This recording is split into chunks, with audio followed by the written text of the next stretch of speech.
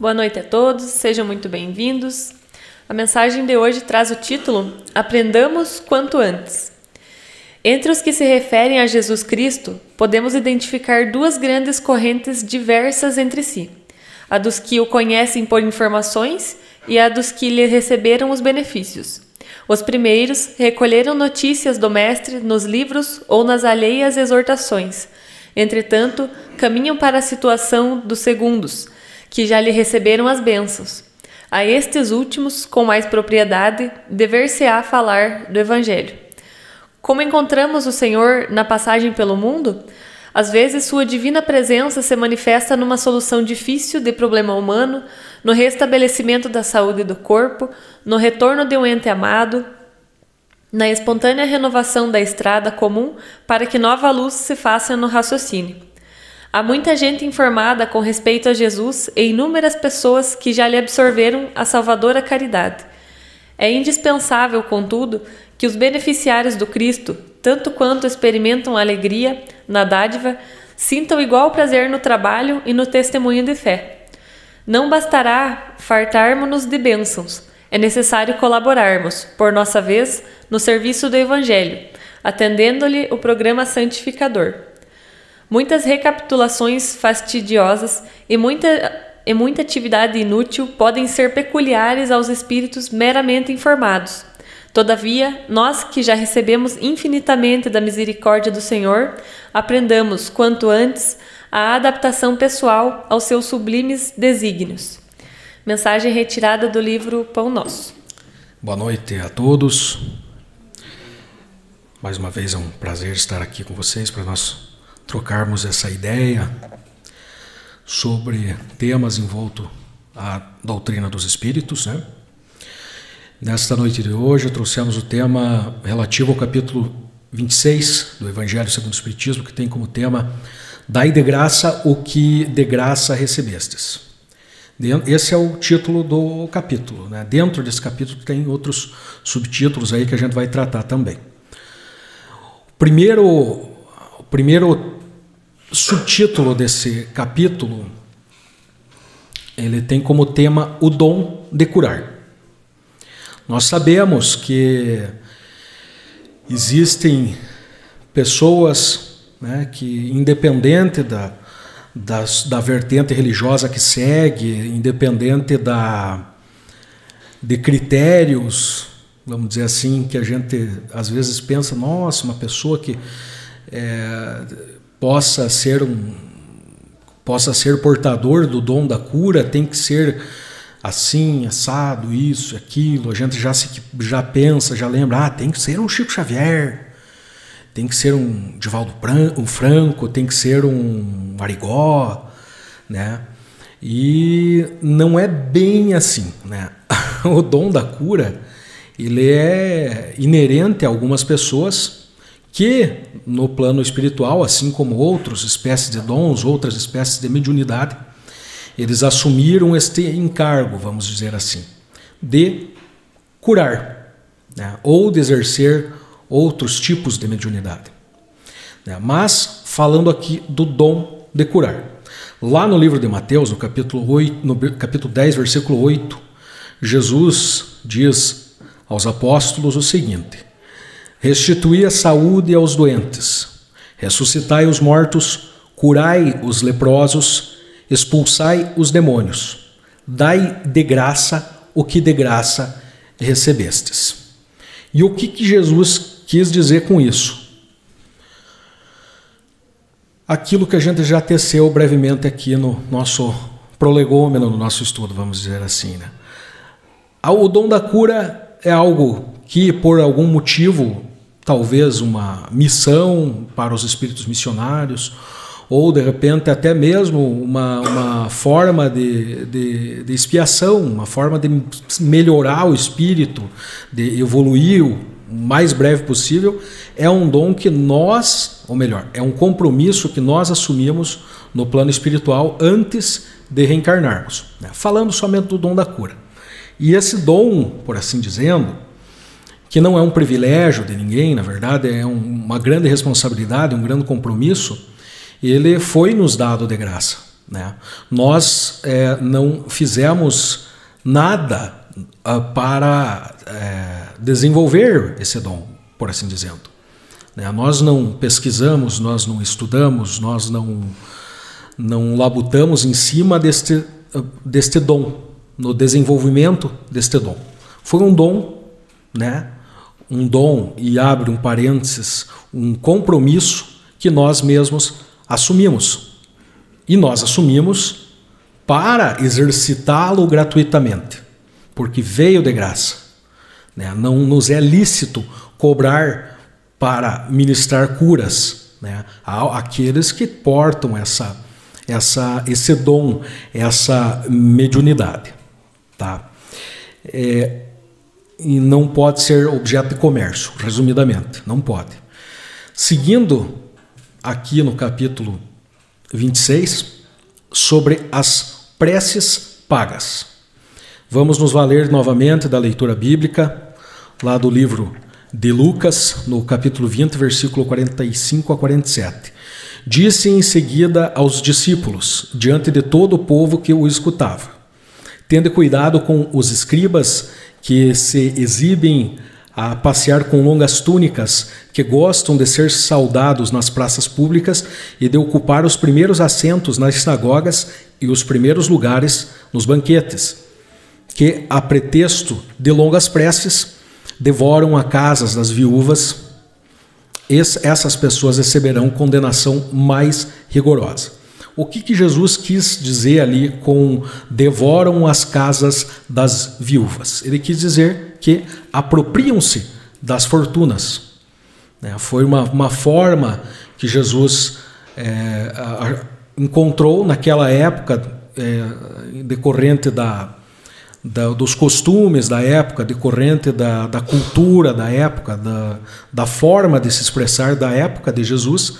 Ele usou esta expressão: devoram as casas das viúvas, isto é, apropriar-se das fortunas, né? Aqueles que se apropriam das fortunas alheias em prol de uma prece, né? Eu vou fazer uma prece que eu vou rezar para você, me dê tanto, né? Esses serão ainda mais severamente punidos, de acordo com o que o próprio Jesus diz aos discípulos, né?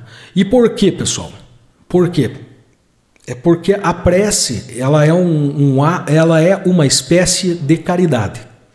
A prece ela é uma espécie de caridade.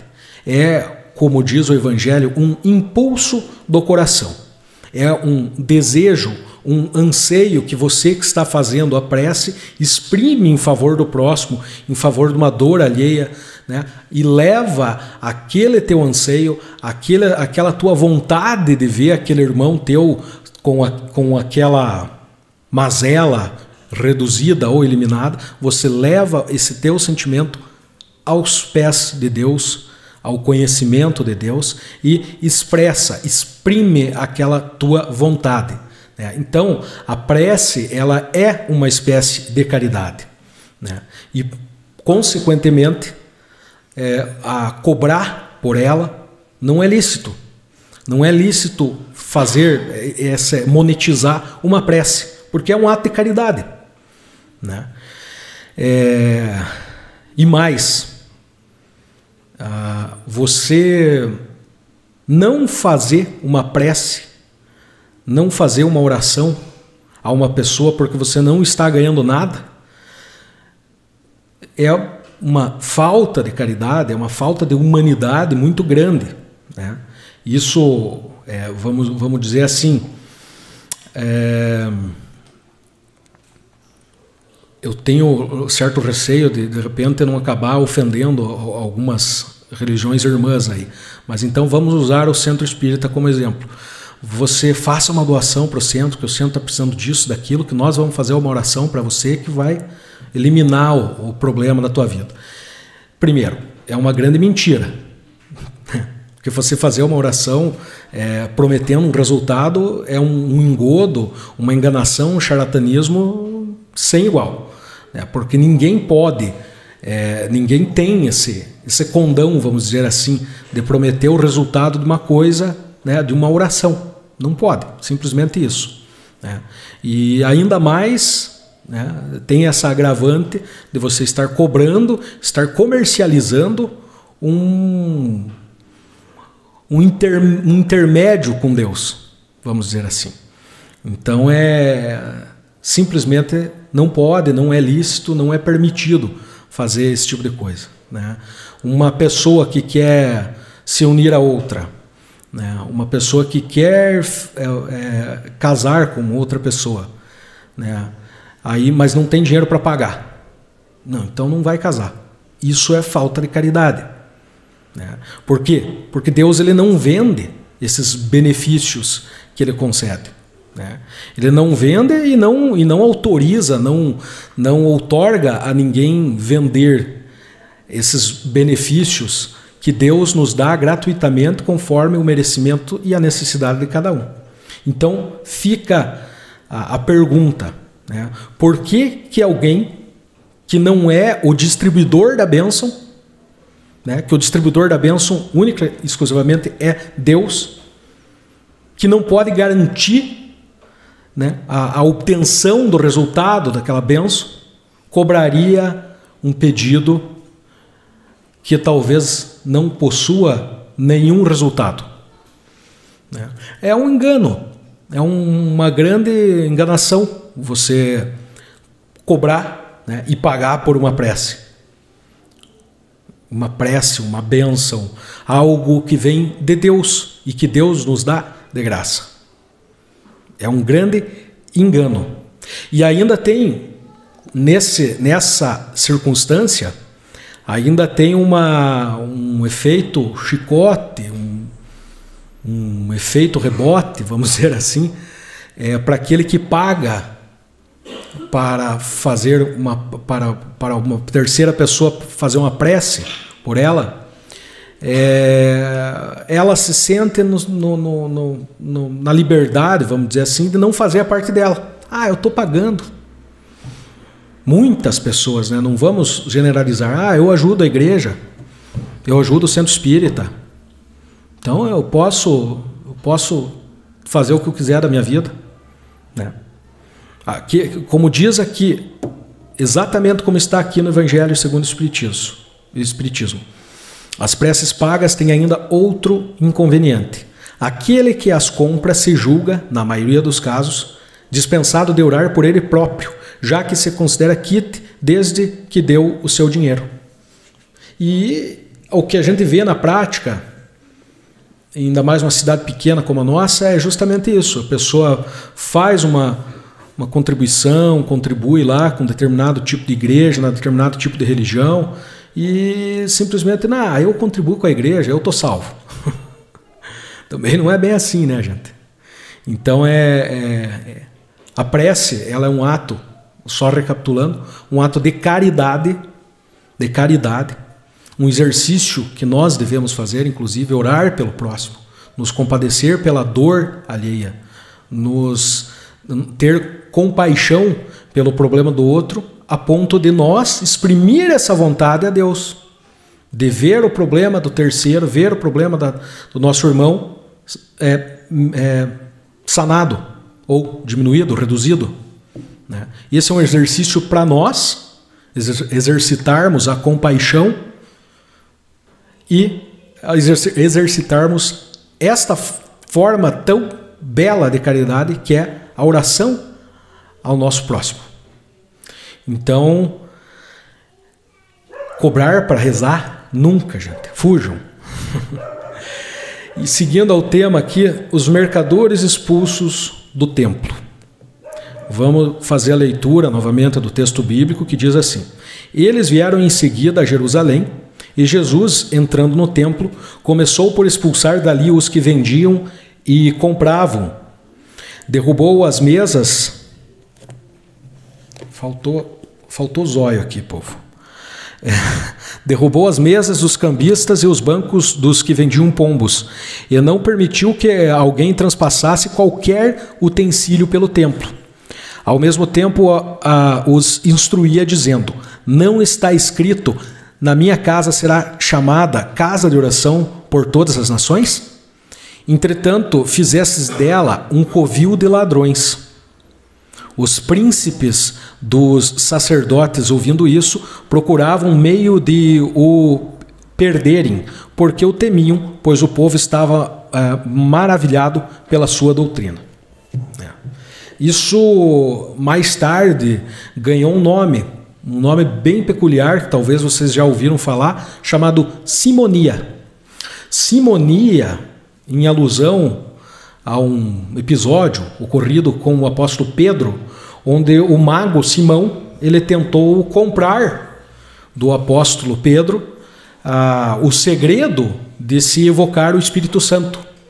Era um desejo do mago Simão, não se sabe para qual finalidade, enfim, mas ele tentou corromper Pedro a comprar, a Pedro lhe informar, lhe passar, lhe ensinar como evocar o Espírito Santo. Então, é uma venda, vamos dizer assim, o mago Simão ele tentou comprar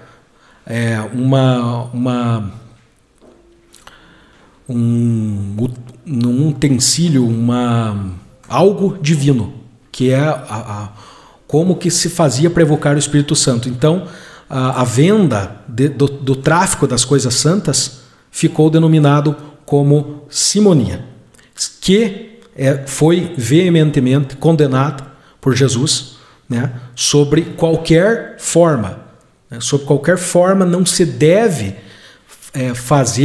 praticar esse tráfico das coisas santas, né? Deus, até porque Deus ele não vende as suas bênçãos. Deus não vende as suas bênçãos. Por que Deus ia querer dinheiro? Né? Por que Deus ia querer dinheiro? Vamos pensar, se ele é o dono de tudo, se ele criou tudo, Deus não precisa de dinheiro. Logo, ele dá as coisas a seus filhos que realmente merecem, na medida que merecem, na proporção e no tempo que merecem. Ele dá de graça. Ou vocês, que são pais e mães, cobram alguma coisa, viu? Dê aqui R$10 para almoçar. Vocês não fazem isso, ninguém faz isso. Ninguém faz isso. Imagine que Deus imagine então, considerando que Deus é perfeito. Então, Deus ele não vende as suas bênçãos, ele não vende o perdão, não vende a entrada no reino do céu, não vende nada. A única coisa que ele nos instrui, nos pede, é a seguir as leis dele. Só isso. Né? A cruz santa com terra de Jerusalém, né? Compre aqui pela bagatela de R$1.500 e tenha a sua vida melhorada. O paninho ungido, não sei do que. Então, essas coisas, além de, na minha muito modesta opinião, ser uma forma de estelionato, é simonia, é um pecado muito grande. É você se aproveitar, detentor de um conhecimento, detentor de uma boa oratória, se aproveitar de pessoas crédulas, humildes, simples, desesperadas para ter um problema resolvido, que muitas vezes vão cair nessa conversa e, infelizmente, vão dar lucro, por assim dizendo, a pessoas não bem intencionadas que, infelizmente, ainda não tiveram essa consciência de que não tiveram essa consciência e não interpretaram as palavras de Jesus. Principalmente no texto aqui de Marcos, no capítulo 11, versículo 15 a 18, quando Jesus expulsou os mercadores do templo. Tá? Partindo agora para o último subtópico do nosso capítulo aqui, do capítulo 26, mediunidade gratuita. Nós já citamos brevemente, existem vários tipos de mediunidade. O dom da cura, que foi mencionado agora há pouco, é um dos mais notáveis, por assim dizendo, e um dos mais raros também. Mas existem diversos tipos, diversas formas de mediunidade, e que também nenhuma pode ser comercializada. Por quê? Porque não são fruto de concepção nossa. Não é fruto de uma concepção do médium. Não é fruto das pesquisas do médium. Não é fruto do trabalho do médium, do esforço pessoal do médium. É algo que veio de graça. E diga-se de passagem, um compromisso que o médium assumiu, como a gente já disse. Se é um compromisso que o médium assumiu, que a espiritualidade, na sua infinita sabedoria, concedeu ao médium no plano espiritual, então tá, você quer fazer isso? Vai fazer isso. Você pode fazer isso? Beleza. Não desvirtue do caminho. Mas, muitas vezes, se corrompem ao longo da vida. Às vezes, o atendimento fraterno. Vamos exemplificar uma coisa que acontece quase que toda segunda-feira aqui no centro. As pessoas vão se servir do atendimento fraterno com um dos trabalhadores do centro espírita. E por que não é lícito cobrar? Porque espírito, entidade elevada, mentor, nenhum vai se prestar a se colocar a serviço do médium para o médium ganhar dinheiro. Frisa-se, espíritos bons, entidades boas. Então, isso é um exercício também para aquele que, de repente, está começando agora nessa senda diferente da vida, nessa seara diferente da vida, da mediunidade, do exercício da mediunidade, mas e para aquele também que se serve desse tipo de serviço, é um alerta, porque a partir do momento que vocês vão a um local em que eles exijam qualquer espécie de pagamento para ter um atendimento fraterno, para passar por um processo de cirurgia espiritual, quem cobrar está errado, sabe? Já não é visto e não é visto com bons olhos, vamos assim dizendo, porque um espírito bom, um espírito de luz, ele tem lugares melhores para frequentar, lugares em que ele possa auxiliar, possa achar intermediários, diga-se médiuns, que vão fazer aquilo por amor e pela missão que cumpriram, que assumiram, e não para auferir lucros. Tá? Isso, inclusive, pessoal, lá no Antigo Testamento, quando Moisés proibiu as comunicações com os espíritos, foi justamente por causa disso. Foi esse tráfico degenerado, vergonhoso, absurdo, esse charlatanismo de pessoas que eu vou ver aqui nas entranhas do animal, no voo dos pássaros, na água corrente, vou ver a sorte, vou ver o teu destino, vou ver o que a gente pode fazer nesse determinado tipo de situação, Y e Z e tal. É isso que Moisés proibiu. Foi isso. Essa é a proibição e que, infelizmente, recai muitas pessoas olham o espiritismo com olhos não tão, vamos dizer assim, de aceitação por causa dessa proibição de Moisés. Mas o espiritismo, vamos dizer assim, a partir da codificação de Allan Kardec, até antes, a mediunidade sempre teve, e infelizmente sempre teve pessoas medíocres que praticavam esse charlatanismo, e vai haver até algum tempo, e acaba maculando a imagem do espiritismo sério, do espiritismo que segue estritamente as leis de Deus, que segue estritamente o preconizado por Jesus nos textos bíblicos. Então esse, por ausência de outra palavra, vamos dizer, tráfico de